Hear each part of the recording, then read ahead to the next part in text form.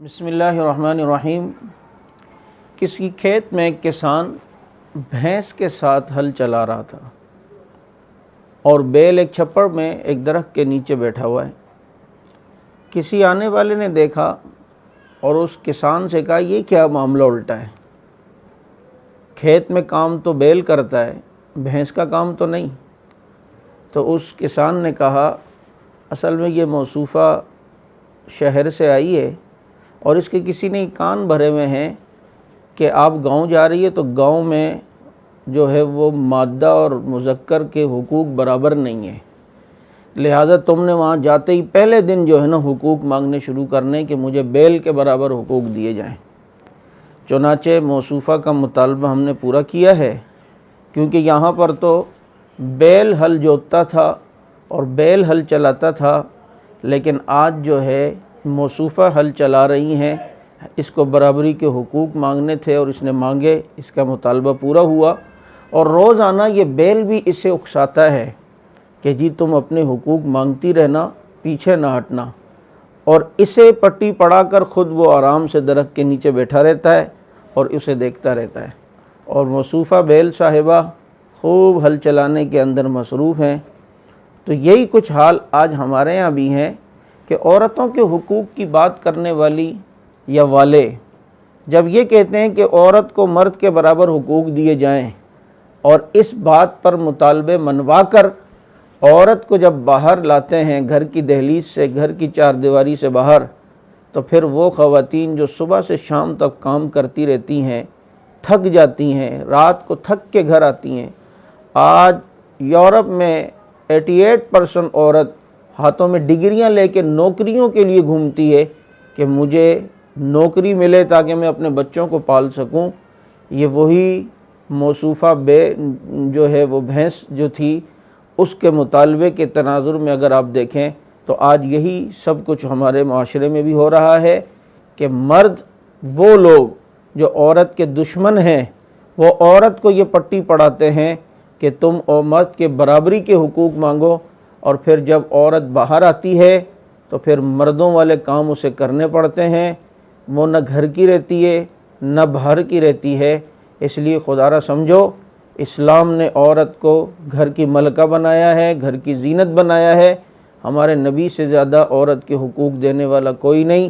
مرد کے ذمے لگایا ہے تم نے باہر نکل کے کام کرنا ہے، عورت کے ذمے لگایا ہے تم نے گھر کی چار دیواری میں رہ کر اولاد کی تربیت کرنی ہے۔ اس میں عورت کا آرام بھی ہے، سکون بھی ہے۔ برابری کے حقوق مانگنے والے ذرا سوچیں کہ ہم کس دہلیز پر اور کس چوراہے پر عورت کو لے جانا چاہتے ہیں۔ یہ عورت کے مسیحا نہیں ہیں بلکہ عورت کے دشمن ہیں۔ آپ ذرا سوچیں، فکر کریں۔ اللہ تعالی ہمیں سمجھنے کی توفیق عطا فرمائے۔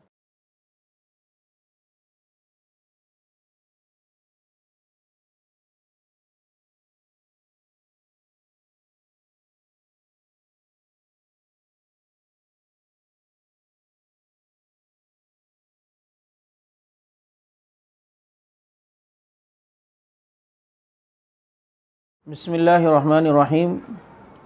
کسی کھیت میں ایک کسان بھینس کے ساتھ ہل چلا رہا تھا اور بیل ایک چھپڑ میں ایک درخت کے نیچے بیٹھا ہوا ہے۔ کسی آنے والے نے دیکھا اور اس کسان سے کہا، یہ کیا معاملہ الٹا ہے؟ کھیت میں کام تو بیل کرتا ہے، بھینس کا کام تو نہیں۔ تو اس کسان نے کہا، اصل میں یہ موصوفہ شہر سے آئی ہے اور اس کے کسی نے کان بھرے ہوئے ہیں کہ آپ گاؤں جا رہی ہے تو گاؤں میں جو ہے وہ مادہ اور مذکر کے حقوق برابر نہیں ہیں، لہذا تم نے وہاں جاتے ہی پہلے دن جو ہے نا حقوق مانگنے شروع کرنے کہ مجھے بیل کے برابر حقوق دیے جائیں۔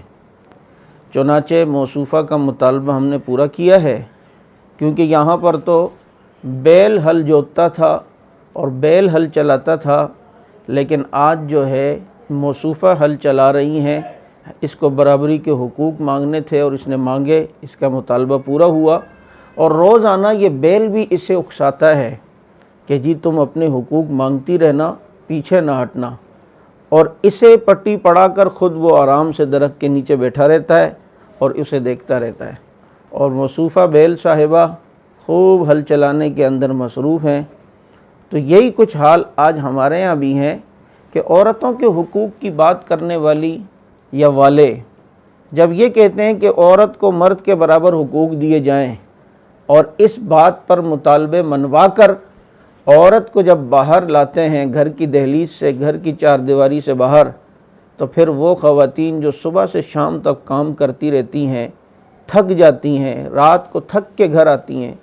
آج یورپ میں 88% عورت ہاتھوں میں ڈگریاں لے کے نوکریوں کے لیے گھومتی ہے کہ مجھے نوکری ملے تاکہ میں اپنے بچوں کو پال سکوں۔ یہ وہی موصوفہ جو ہے وہ بھینس جو تھی، اس کے مطالبے کے تناظر میں اگر آپ دیکھیں تو آج یہی سب کچھ ہمارے معاشرے میں بھی ہو رہا ہے کہ مرد، وہ لوگ جو عورت کے دشمن ہیں، وہ عورت کو یہ پٹی پڑھاتے ہیں کہ تم اور مرد کے برابری کے حقوق مانگو، اور پھر جب عورت باہر آتی ہے تو پھر مردوں والے کام اسے کرنے پڑتے ہیں۔ وہ نہ گھر کی رہتی ہے نہ باہر کی رہتی ہے۔ اس لیے خدا را سمجھو، اسلام نے عورت کو گھر کی ملکہ بنایا ہے، گھر کی زینت بنایا ہے۔ ہمارے نبی سے زیادہ عورت کے حقوق دینے والا کوئی نہیں۔ مرد کے ذمے لگایا ہے تم نے باہر نکل کے کام کرنا ہے، عورت کے ذمے لگایا ہے تم نے گھر کی چار دیواری میں رہ کر اولاد کی تربیت کرنی ہے۔ اس میں عورت کا آرام بھی ہے، سکون بھی ہے۔ برابری کے حقوق مانگنے والے ذرا سوچیں کہ ہم کس دہلیز پر اور کس چوراہے پر عورت کو لے جانا چاہتے ہیں۔ یہ عورت کے مسیحا نہیں ہے بلکہ عورت کے دشمن ہیں۔ آپ ذرا سوچیں، فکر کریں۔ اللہ تعالی ہمیں سمجھنے کی توفیق عطا فرمائے۔